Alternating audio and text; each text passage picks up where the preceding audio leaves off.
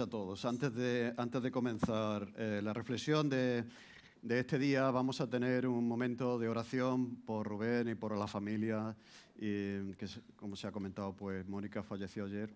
Y siempre que nos enfrentamos a la muerte, yo creo que yo, por lo menos, tengo una sensación muy extraña. Sé que es devastadora, no hay palabras que puedan describir lo que es la muerte. Es devastadora, pero no forma parte de lo que Dios quería para el hombre. Cuando Dios crea el mundo dice que todo era bueno. Ahí no estaba todavía la muerte, ¿no?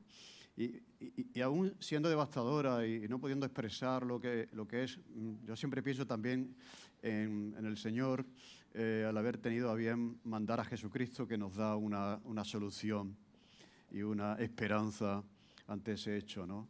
Y yo doy gracias a Dios por Jesucristo, como dice el apóstol Pablo, ¿de acuerdo? Porque ha traído esperanza donde no la había y podemos mirar la existencia e incluso la muerte de una manera diferente. Así que vamos a uniros conmigo, vamos a estar orando por la familia en este momento. Señor, te damos gracias por haber venido, gracias por habernos dado esperanza e información también sobre la vida, sobre la muerte, sobre la vida eterna, sobre la resurrección y tantas cosas, Señor, que te agradecemos. Pedimos por Rubén, por sus hijos en este momento, Señor, que tú les sostengas como estás haciendo, que ellos puedan tener la entereza, la confianza, el descanso también en tus promesas, como ellos están teniendo, Señor, y te damos gracias porque nos has dado algo que es valiosísimo, Señor, es esperanza de vida eterna para cada uno de nosotros. Gracias por la vida de Mónica, Señor, que ya está en tu presencia, disfrutando de todo aquello que ella creyó y también compartió, Señor, y ayúdanos también a mantener viva esa esperanza cada uno de nosotros y a aferrarnos, Señor, a este hecho, a esta promesa tuya de que el que cree en ti tiene vida eterna. Señor, te damos gracias y te pedimos por esta tarde, por la reunión, por todas las cosas, en el nombre de Jesús. Amén. Muy bien, bueno, volvemos al tema de Hechos, que estamos viendo el día que nació la Iglesia. Estamos aprendiendo mucho, yo creo que es importante que de vez en cuando hagamos un repaso de la doctrina, de la enseñanza de la Iglesia, porque somos Iglesia, porque estamos en la Iglesia, ¿de acuerdo? Porque Jesús murió por la Iglesia y porque lo que Dios va a hacer en el mundo lo va a hacer a través de la Iglesia. Por eso decía que una persona que está en la Iglesia está en el lugar donde Dios está. Está en el mejor sitio donde uno puede estar, ¿de acuerdo? Entonces ya terminamos la semana pasada diciendo que el libro de los Hechos se divide en tres partes. Jesús dijo que me vais a ser testigos, en primer lugar en Jerusalén, la primera parte, después en Judea y Samaria, la segunda parte y hasta lo último de la tierra. Es la expansión del cristianismo que vemos ahí en el libro de los Hechos. Y efectivamente Jesús cumplió su promesa porque eso estaba haciendo. Llevar el Evangelio a esa primera fase en la ciudad de Jerusalén. Pero decíamos que con la muerte de Esteban se produce una tremenda persecución contra la Iglesia y entonces ya, como vamos a ver hoy, pues los creyentes de Jerusalén tienen que salir cada uno ahí por las tierras que vamos a ver después y ahí se inicia la segunda etapa. Dice el texto que Saulo, lo vimos ya la semana pasada ahí recogiendo las ropas de aquellos que iban a apedrear a Esteban, dice que Saulo consentía en su muerte, en la muerte de Esteban, y en aquel día hubo una gran persecución contra la iglesia que estaba en Jerusalén, y todos fueron esparcidos por las tierras de Judea y de Samaria, salvo los apóstoles. Y los hombres piadosos llevaron a enterrar a Esteban e hicieron gran llanto sobre él, y Saulo asolaba la iglesia, y entrando casa por casa, arrastraba a hombres y a mujeres, y los entregaba en la cárcel. Pero los que fueron esparcidos iban por todas partes anunciando el Evangelio. Dejamos atrás, como hemos dicho, la primera fase que dura 7 años y ahora vamos a entrar en la segunda fase del cristianismo en Judea y Samaria que dura 10 años. ¿De acuerdo? Que dura 10 años. Y ya el personaje principal aquí pues va a ser Pablo. Ya de hecho Lucas lo va introduciendo en la historia y va a ser Pablo. Entonces va a abarcar el periodo de 37 después de Cristo hasta el 47. ¿De acuerdo? Esa etapa de expansión ya de los cristianos por toda la zona que vamos a ver de Judea y Samaria. Y curiosamente, esta segunda etapa sucede en una situación adversa. O sea, cuando la iglesia está siendo perseguida, al mismo tiempo que es perseguida, la iglesia está creciendo.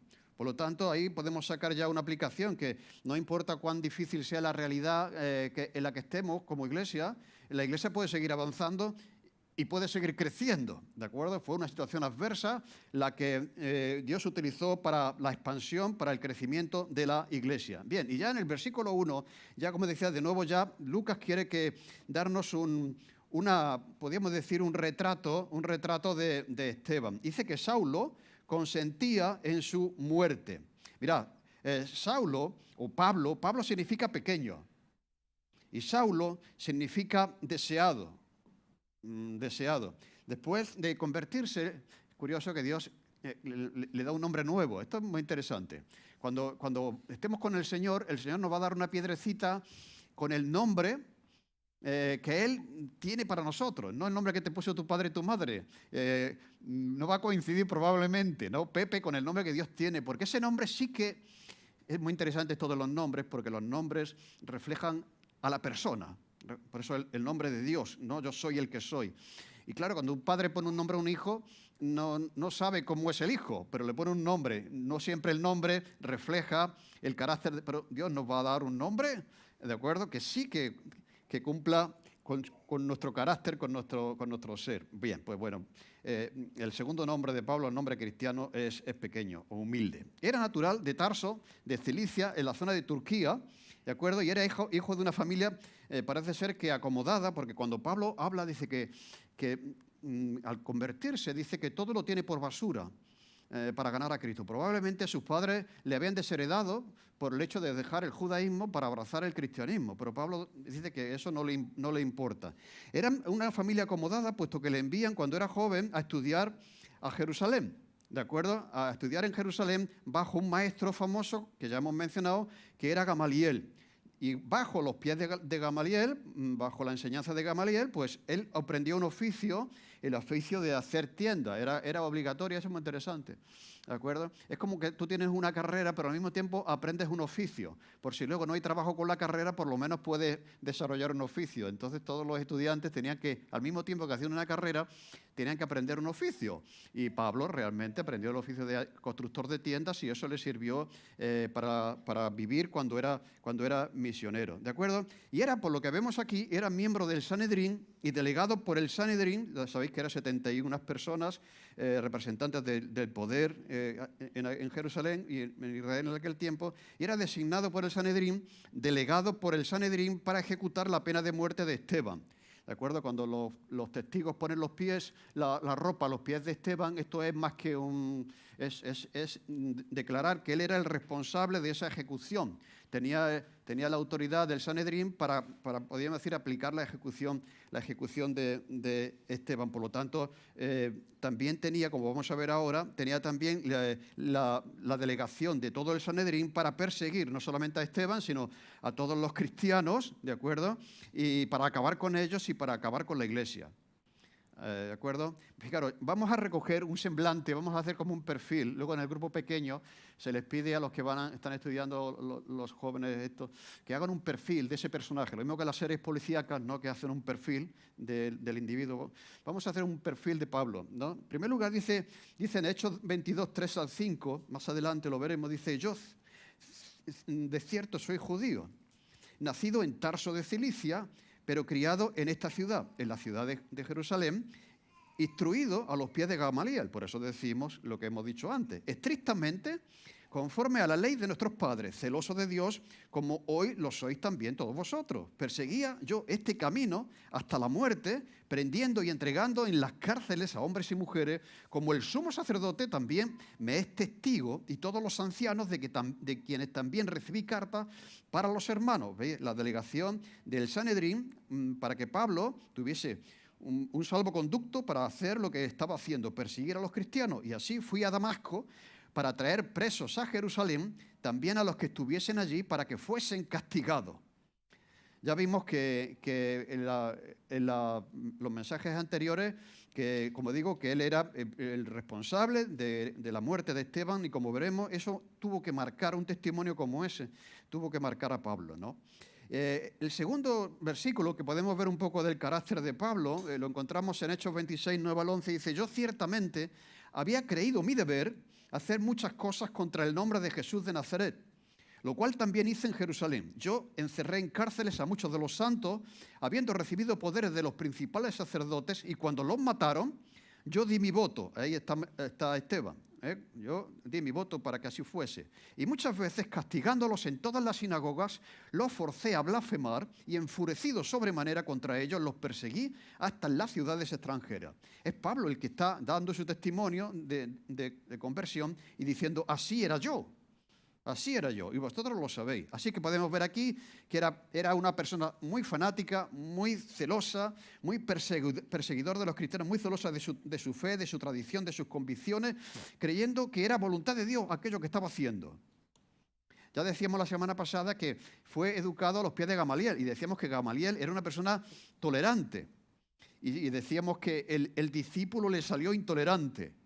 ¿De acuerdo? Gamaliel fue el que dijo, no persigáis a los cristianos porque si esto es de Dios no vamos a poder frenarlo. Y ahora resulta que aquí que su discípulo le sale rebelde y de acuerdo, y él persigue a los cristianos. No se parece en nada a su maestro. Dice el texto de Lucas que Pablo consentía. La palabra no solamente indica que dio su voto, sino que aprobaba y estaba complacido en lo que estaba haciendo, lo que le hizo a Esteban y lo que iba a hacer con los cristianos, que ya hemos visto un poquito ahí lo que iba a hacer, ¿no? Así que consentir es no solamente, bueno, yo tengo que hacer este trabajo difícil de apedrear a Esteban, sino es que esto es lo que hay que hacer, es que eso es lo que yo quiero hacer, ¿no? Dice en Filipenses 3:6, en versículo 6, que en cuanto a celo, ¿de acuerdo? Era perseguidor de la iglesia. Yo creo que Pablo a lo largo de su vida lamentaría todo esto, cómo había sido él, cómo había tratado él a los cristianos, de los que ya él formaba. Por eso mucha gente no se fiaba de Pablo. Decían, más adelante lo veremos, que Pablo se convierte, ¿de acuerdo? Y el Señor manda allí a alguien para discipularle, y nadie quiere ir. Este se ha hecho esto una farsa para cogernos, ¿no? Y nadie quería ir. Entonces, yo creo que Pablo se levantaría.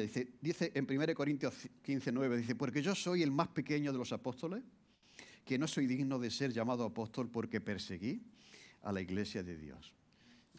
Esto veo que Pablo le dolió mucho después, ¿no? Ver lo que él había hecho, cómo había sido, lo que había hecho con los cristianos. Y seguro que muchas noches no dormiría pensando en lo cruel que había sido, cómo se había comportado con ahora sus hermanos, ¿no? Dice en 1 Timoteo, capítulo 1, versículo 12 al 15, doy gracias al que me fortaleció, a Cristo Jesús nuestro Señor, porque me tuvo por fiel poniéndome en el ministerio.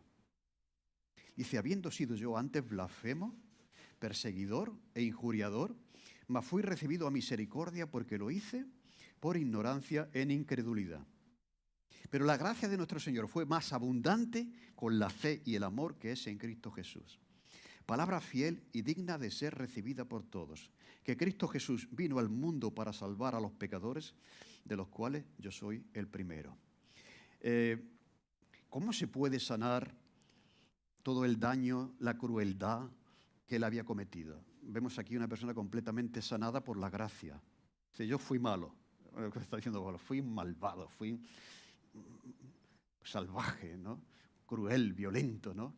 Pero la gracia de Dios, la misericordia de Dios fue mayor que todo lo malo que yo fui. Así que ya Pablo se siente perdonado, restaurado. Y esto nos trae una tremenda lección. Hay gente que piensa que Dios no puede perdonar lo que yo he sido, lo que yo he hecho.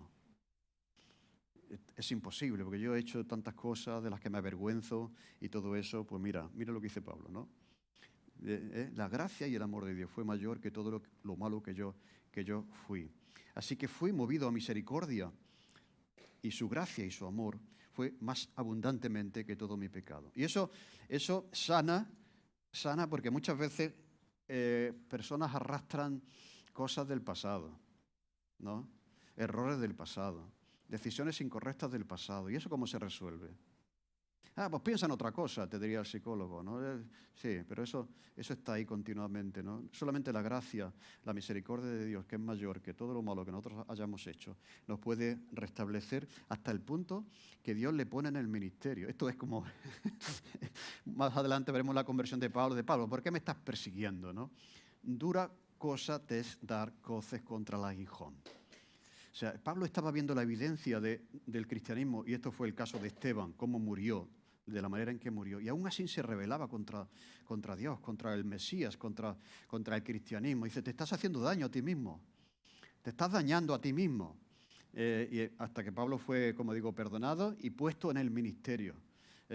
Puesto en el ministerio, el Señor le usó a aquel que le había estado persiguiendo. Por lo tanto, eso es verdad contigo, y si no conoces al Señor, pues mira, la gracia y el amor de Dios es superior a todo lo malo que tú hayas hecho o que tú hayas sido. Y Dios puede incluso hasta usarte para llegar a la vida de otro. Dicen los historiadores que Pablo es una de las figuras más influyentes en toda la historia del cristianismo y se constituyó en artífice eminente de la expansión del cristianismo y en el Imperio Romano, merced a su talento, a su convicción y a su carácter indiscutiblemente misionero.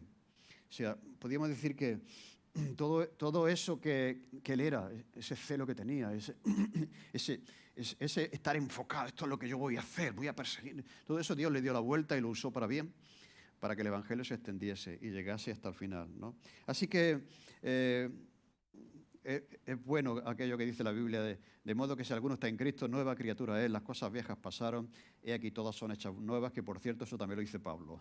Y pensó, yo creo que cuando estaba escribiendo eso también estaba pensando en sí mismo, que Dios le había hecho una nueva persona porque estaba avergonzado de la persona que fue anteriormente. Así que este es el personaje que ya nos introduce aquí Lucas. En segundo lugar vemos lo que causó. Dice que Saulo, él asolaba a la iglesia, entrando casa por casa, arrastraba a hombres y a mujeres y los entregaba en la cárcel. La palabra asolar es la palabra que se utiliza para cuando una fiera salvaje descuartiza a su presa. Esa fiera salvaje que coge una presa y la descuartiza dentellada, pues esa es la palabra asolar, ¿de acuerdo? Descuartizar a dentelladas a su presa, que era en este caso la iglesia. Es una palabra también que se utilizaba para describir la desolación que queda después de una batalla. Habéis visto El Señor de los Anillos y Juego de Tronos, y después de la batalla que queda desolación.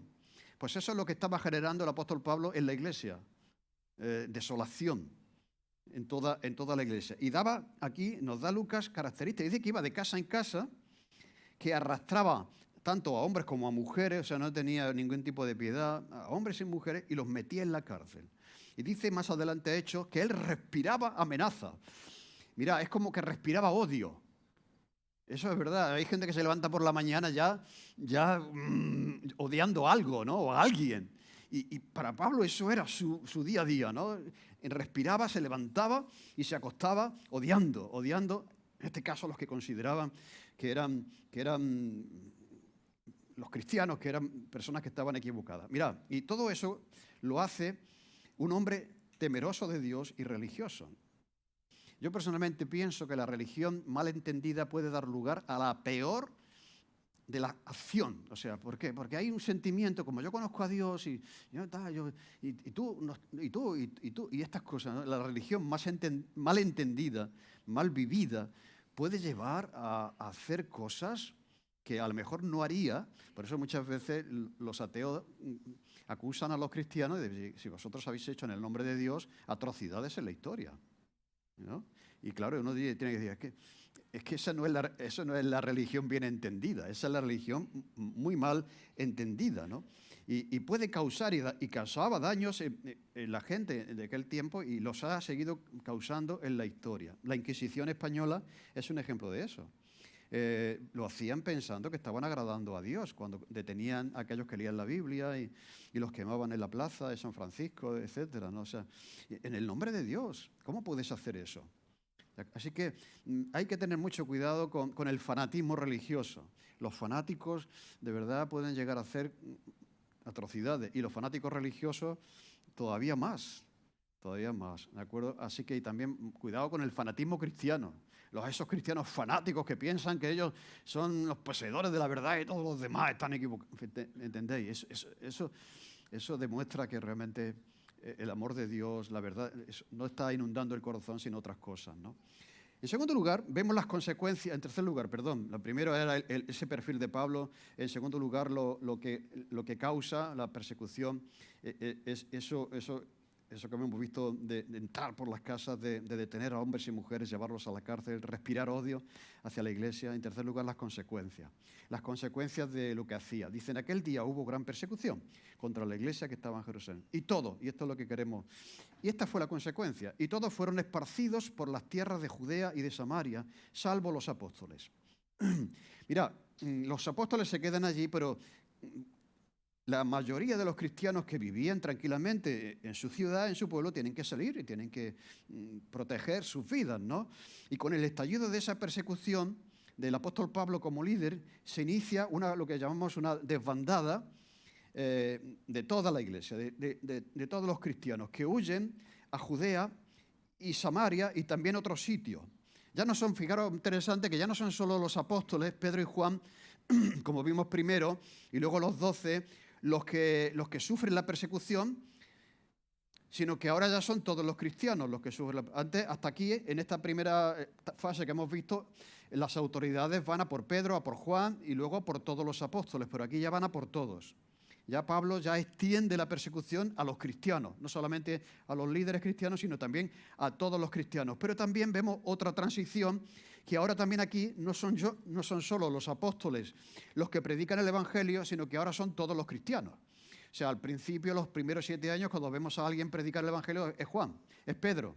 ¿De acuerdo? Son los apóstoles. Luego vemos a Esteban predicando el Evangelio. Pero ahora ya vemos a todos los cristianos que van dispersos por ahí predicando el Evangelio. Aquí se inicia lo que se llama la diáspora cristiana. Mira, cuando vamos a Primera de Pedro dice, Pedro, apóstol de Jesucristo, a los expatriados de la dispersión en el Ponto, Galacia, Capadocia, Asia y Bitinia, elegidos según la presciencia de Dios Padre en santificación del Espíritu para obedecer y ser rociados con la sangre de Jesucristo, gracia y paz os sean multiplicadas. Bien, el apóstol Pablo un poco más adelante está escribiendo a todos estos cristianos que salen de Jerusalén a la diáspora. Mira, la palabra diáspora significa siembra. Cuando tú estás sembrando trigo en el campo, lo estás repartiendo por el campo.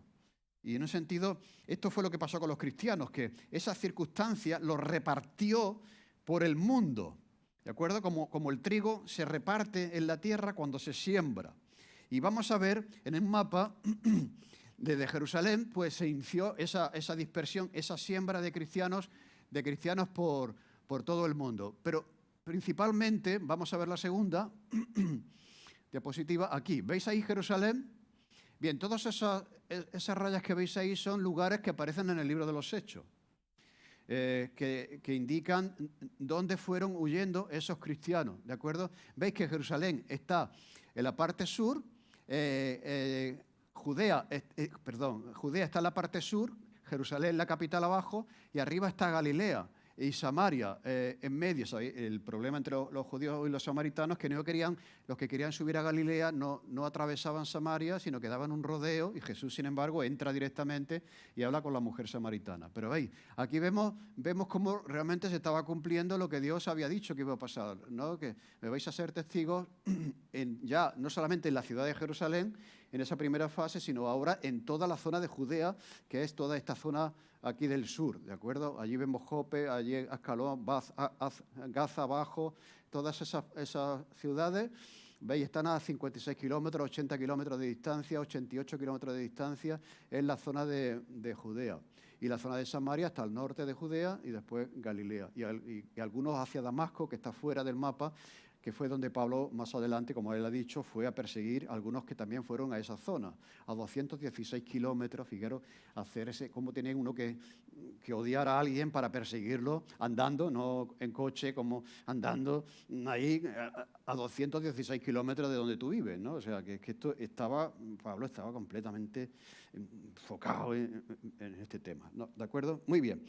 Habían estado, a la luz de eso, lo que vemos es que habían estado en Jerusalén, como decía, 7 años, más o menos bien, en su zona de confort, lo que podríamos decir, pero claro, el mandato del Señor no era que se quedaran en Jerusalén toda la vida, sino que saliesen por todo el mundo, y no salieron.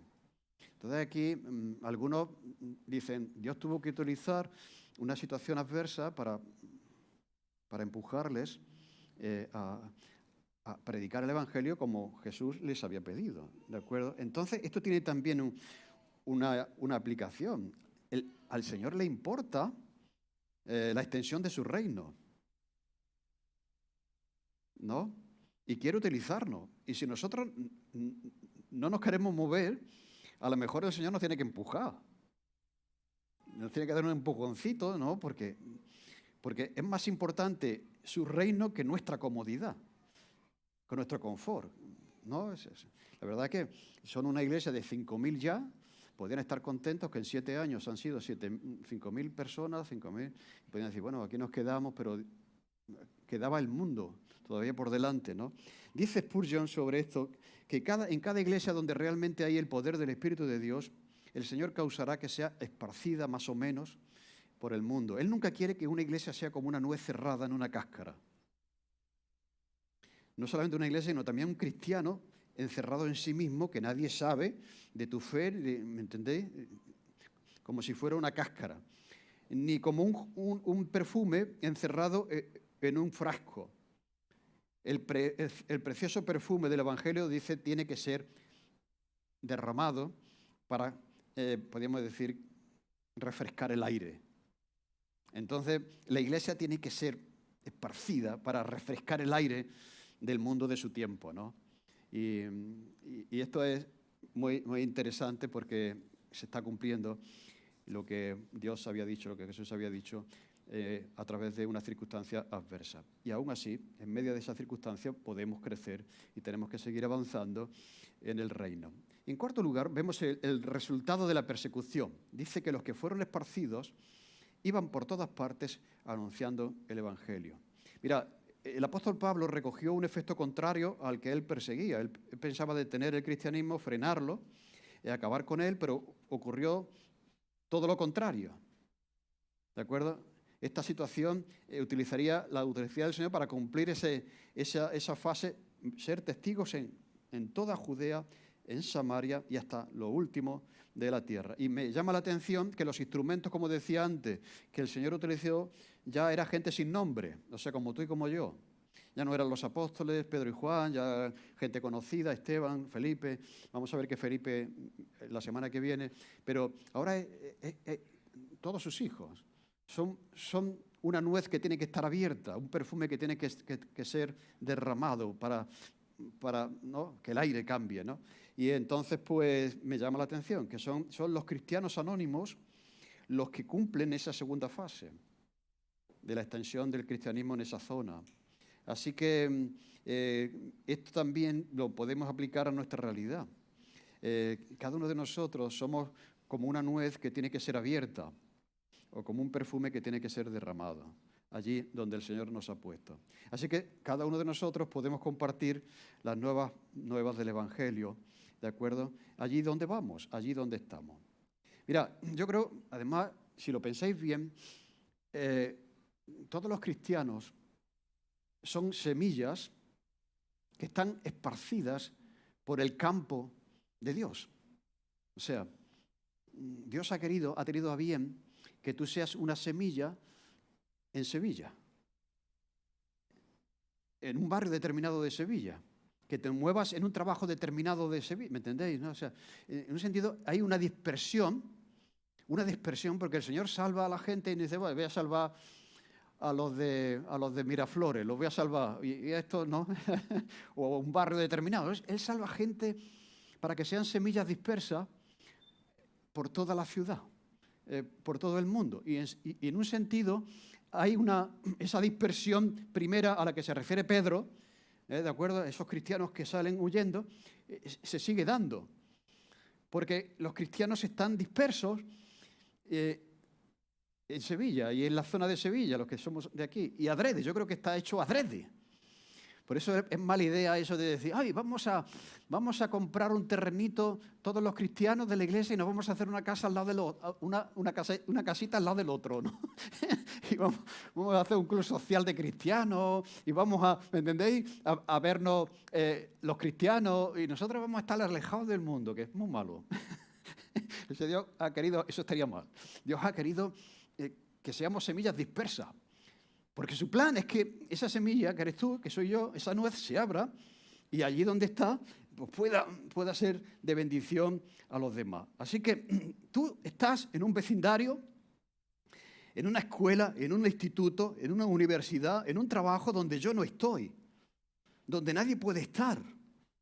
Y quiero que lo veas no como una casualidad de la vida, sino como un plan de Dios para usarte. Como esos cristianos que al ser esparcidos fueron predicando el Evangelio allí donde estaban. ¿De acuerdo? Y la tarea que hicieron fue extraordinaria. Nadie puede estar donde tú estás. Y en ese sentido piensa en eso, ¿no? Dios te ha sembrado ahí. O sea, tú tienes los amigos que tienes, los vecinos que tienes, que yo no puedo tener, que nadie puede tener, solo tú. Y estás disperso, adrede, en ese barrio, en ese sitio, para que seas un perfume que pueda abrirse y que pueda llegar a otro. Así que esa es la estrategia de Dios. No quiero usar solamente a 12 apóstoles, sino que ahora quiero usar a todos los cristianos, esparciéndoles allí donde están. Mira, la mayoría de la gente, ya lo avancé el otro día, que viene al Señor, que conoce a Jesús, no viene a través de un predicador o de un acto especial. La mayoría de la gente que vienen a Jesús vienen a través de gente como tú y como yo. Si no piensa, podríamos hacer una encuesta ahora mismo y decir, ¿quién aceptó al Señor? Vamos a hacerla. A través de alguien que le habló. La mayoría de nosotros. ¿De acuerdo? La mayoría de nosotros. Dios usó a una semilla que se abrió, ¿de acuerdo? Y compartió. Mira, vamos a ver aquí una estadística, esto se ha estudiado.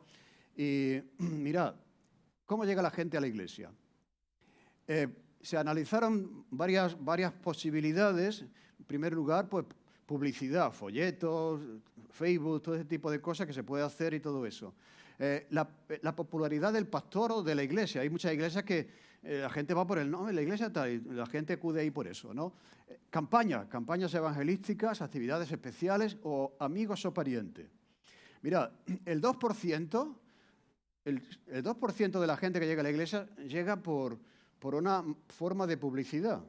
Bien, podemos hacer publicidad, pero sabemos que va a llegar un número reducido de personas a la iglesia. El 6% llegan por el pastor, que es muy conocido, que la iglesia también, etcétera, ¿no? El 6%. Por campañas evangelísticas, también ha llegado gente al Señor, también muchos de nosotros hemos conocido al Señor por una campaña que se ha hecho. Por cierto, ahora viene el barco Doulos o Logos aquí a Sevilla, dentro de poco ya hablaremos de eso, que hacen esa labor, ¿no? Pues viene un 6%, pero el resto de gente que llega a la iglesia viene por otra persona como tú, por alguien que ha tomado este compromiso de allí donde está, pues comparte el Evangelio. Bien, otro estudio que se ha hecho es que cuánta gente, qué porcentaje de gente que hay en una iglesia tiene el don de evangelista. Eso también es interesante, ¿no? Dice, bueno, ahí se habla de los dones del Espíritu Santo, y podríamos decir, bueno, ¿cuánta gente podría tener el don de evangelista en una iglesia? Uno, ¿eh? Bien, yo muchas veces digo, estamos en el estudio de los dones, y yo digo que el Señor es el que hace la obra, a través de sus hijos, a través de los dones del Espíritu. Y a veces es bueno pedir, Señor, notamos que necesitamos aquí más evangelistas, más gente que tenga pasión por la evangelización, ¿de acuerdo? Y que puedan compartir. Y es bueno orar por eso, Señor. Es como cuando nosotros estábamos orando, Señor, que no tenemos batería, necesitamos músicos que no tenemos. Bien, el Señor fue proveyendo. Yo creo que es correcto hacer eso. Bien, pero solamente un 10% de la gente que hay en una iglesia tiene el don de evangelista. 10%. Solamente un 10%. Eso quiere decir que si nosotros confiamos la tarea evangelizadora de la Iglesia a un 10%, estamos reduciendo el potencial de una Iglesia al 90%. ¿Me entendéis lo que quiere decir? O sea, la Iglesia pierde el 90% de potencial porque solamente un 10% está evangelizando, ¿no? Yo por eso a veces digo, es peligroso cuando hay... Yo entiendo esto, que a veces puedes decir, mira, tenemos que organizar un departamento evangelístico. Y yo siempre tengo mis dudas porque la tendencia es, bueno, estos son los que se ocupan de la evangelización, ¿no? Que suele ser un 10%. Entonces, ellos están ocupándose de esto, pero no es responsabilidad de todo. Entonces yo creo que las estadísticas son claras y además es que es así como Dios quiere que sea, ¿no? Tenemos que llegar a la gente a través de siendo gente como ellos fueron, que por todo el mundo iban compartiendo el Evangelio. Ahora bien, yo sé que esto no es fácil, que es muy difícil y en nuestra sociedad española todavía más. Pero en Parque Este hemos establecido una estrategia. Cuando vamos a la visión, a los propósitos de la Iglesia, la estrategia de la Iglesia, definimos un valor que era el evangelismo. ¿Cómo vamos a evangelizar? Y el valor número 3 de Parque Este era que lo que llamamos evangelismo relacional. No tanto un evangelismo de campañas o un evangelismo fundamentado en los evangelistas, en ese 10% que se ocupan de ese área de la Iglesia, sino que el evangelismo tiene que ser relacional. Quiere decir que todos los cristianos tienen la responsabilidad de relacionarse con otras personas que no lo son. ¿De acuerdo? Y entonces definíamos que consiste este evangelismo relacional en invertir tiempo, cada uno de nosotros, en personas que no son cristianas, trazando puentes de amistad y confianza que nos permitan compartir el evangelio de manera natural. Mira, la estrategia que de ahí, de las campañas y también de la publicidad es como muy agresiva. La persona llega allí, ¡bum! ¿Dónde vas a morir a esa hora, no? Claro, es que hablar de estas cosas no es fácil. Hablar de lo que tú sientes sobre Dios, eso no hablas con el primero que hay que te encuentras con la calle, eso es algo muy personal. Entonces, hay que establecer una relación. O sea, Jesús lo hizo con la mujer samaritana. Jesús no llegó y dijo, mira, yo sé que tú no estás bien, tú eres una... No, sino primero establece una relación. Y cuando se crea esa relación con la mujer, pues le dice, yo soy el que tú estás buscando. ¿Entendéis? Entonces, antes de llegar a lanzar ese mensaje que tenemos que compartir, es bueno entender que estás ahí donde estás, que Dios te ha dado unas relaciones, unas personas con las que tú y nadie más puede relacionarse, y entonces orar a Dios, decir, Señor, no darte por vencido.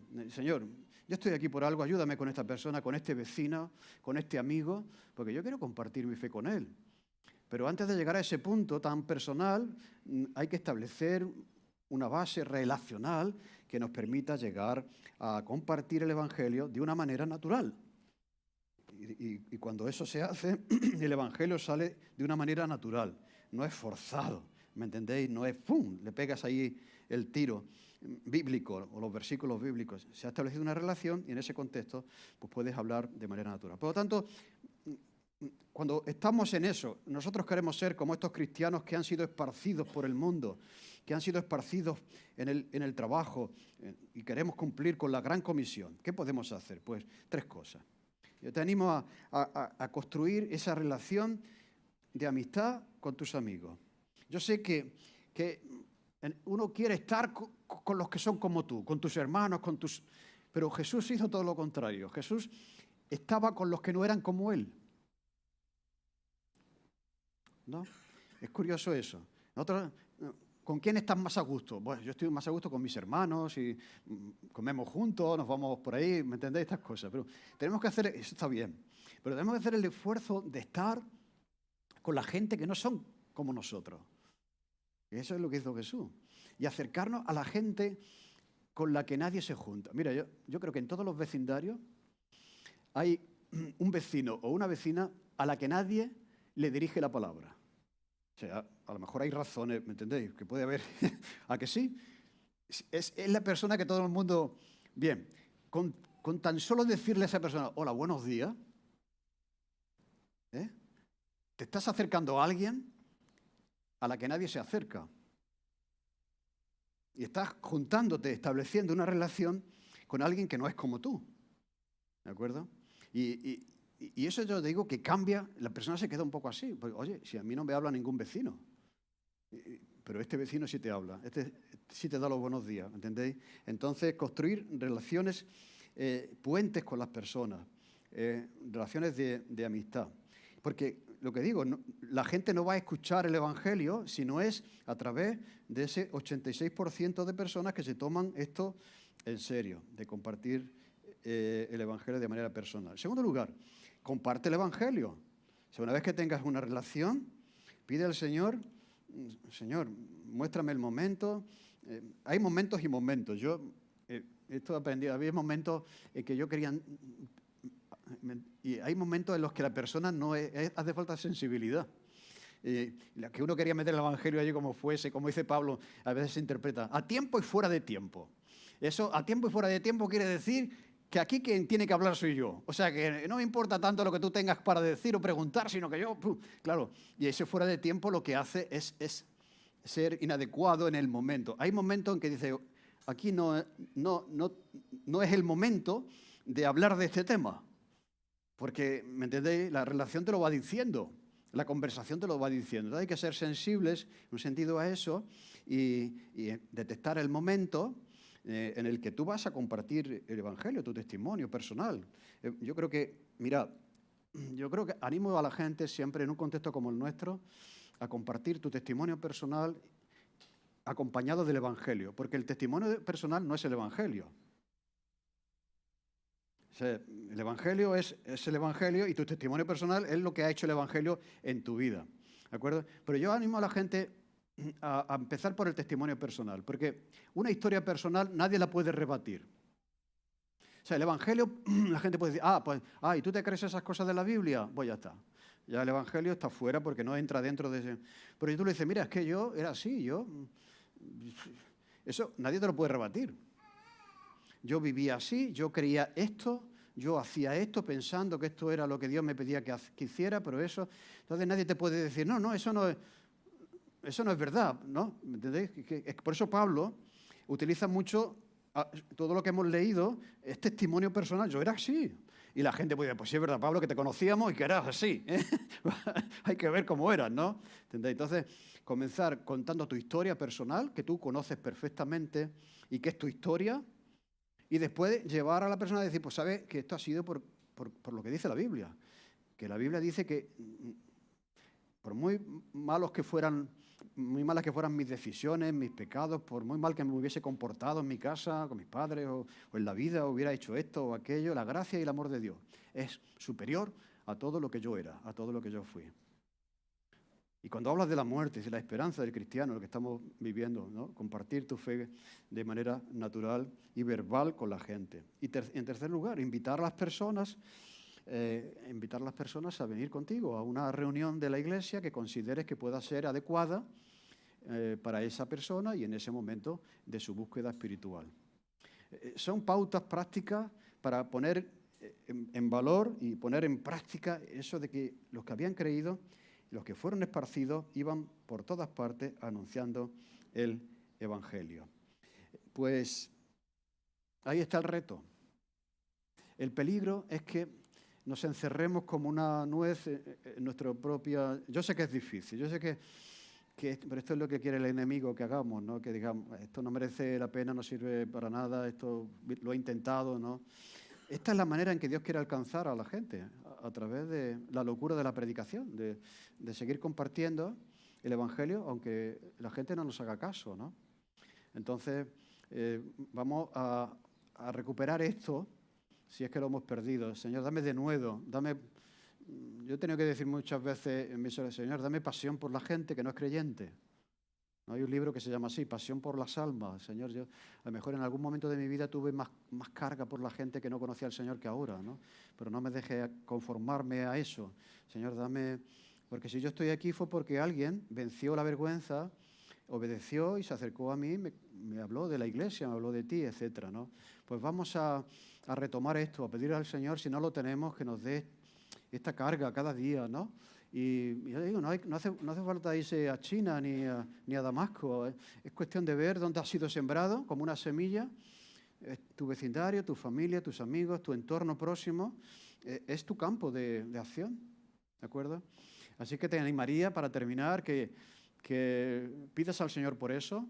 Vamos a pedirlo ahora. Y que identifiques a alguien en tu trabajo, en tu entorno, que ya es tu amigo probablemente, ¿no? Pero que no te quedes ahí, sino que intentes con la ayuda del Espíritu Santo. Hay que ser muy sensibles también a la dirección del Espíritu Santo, ¿no? Pero yo creo que si nosotros pedimos al Señor, Señor, yo quiero hacer esto, no sé cómo hacerlo, pero tú dame la oportunidad, el Señor lo va a hacer. ¿De acuerdo? Lo va a hacer, porque es lo que Él quiere, usar granos de trigo que den su fruto en la salvación de otras personas. Así que identifica a alguien, trabaja una relación personal con esa persona, queda con ella, toma un café, da un paseo, yo qué sé, y cuando veas oportuno, ¿de acuerdo? Cuéntale tu vida, cuéntale tu testimonio personal, en tus palabras, y estarás haciendo lo que estos cristianos hicieron al mismo tiempo que eran perseguidos, iban por todo el mundo compartiendo el Evangelio. Amén. Pues Señor, te damos gracias y necesitamos la obra de tu Espíritu, Señor, para vencer a veces pues, la frustración, el desánimo, el fracaso que a veces tenemos de ver que lo difícil que es en este país, pues que la gente te escuche, que la gente te atienda, pero también nosotros éramos de este país, Señor, y alguien nos habló y aquí estamos, Señor. Ayúdanos a no rendirnos y a seguir con esta intención, con este deseo, con la ayuda de tu Espíritu, de poder compartir lo que tú has hecho con nosotros, Señor. Queremos dar fruto allí donde hemos sido sembrados, Señor, y que pensemos en alguien cercano o alguien con el que podamos empezar una relación en el trabajo, en el instituto, en la universidad, que nos permita compartir contigo, Señor, la esperanza que tenemos. Pedimos que tu Espíritu lo haga en tu iglesia y en cada uno de nosotros. En el nombre de Jesús.